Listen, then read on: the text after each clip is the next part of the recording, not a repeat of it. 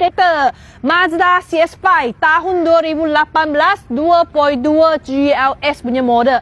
So boleh nampak sini dia punya cat memang ori ya. Kita tak pernah buat apa. Ni memang kita dapat dari ex-owner sudah macam ni. Okey, depan sarung semua cantik lah. Cuma nombor plate ni kita tak ada kasih. Okey, ex-owner akan ambil balik.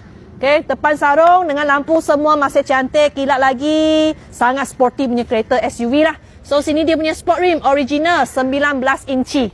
Okey, kita tengok satu raw body dia. Memang ex-owner ada banyak jaga dia punya kereta. Okey, lagi kita tengok dia punya bonnet belakang sini. Sangat besar dan luas. Nak letak barang semua boleh, tak ada masalah. Okey, lagi kita tengok passenger side dia. So yang ini yang GLS model. Semua yang fully leather seat, semua cantik, tak ada calak, aircon blower semua ada ya. Okey, depan sini keyless entry function pun ada juga. Okey, power seat semua ada. Okey, fully leather seat jugalah, semua cantik kemas. Tengah pun ada original punya monitor. Boleh pakai yang tengah control center pad sana, control lah. Meter, dashboard semua cantik, multi-function steering, auto cruise system semua ada.